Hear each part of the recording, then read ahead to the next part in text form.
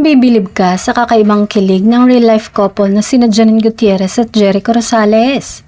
Bukod kasi sa game ang dalawa sa pagsagot ng mga tanong ng Tatler's Quickfire, kung saan bumida sila sa cover ng Glossy Magazine.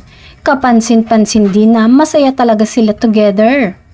Nang tanongin ko ano ang gusto nilang superpower, sinagot ito ni Janine ang to be able to teleport, habang to be able to breathe underwater naman ang kay Jericho. Ano naman kaya ang kanilang dream destination for a future trip? I love Africa, sagot ng aktor. I wanna go to Granada in Spain cause that's where my lola is from, say naman ni Janine. Hindi naman nagatubiling magkomento si Jericho na handang sumama kay Janine sa Spain. Sagot ng aktor, then we shall go. Super kilig naman ng netizens at fans at inilarawan sila bilang lovely couple.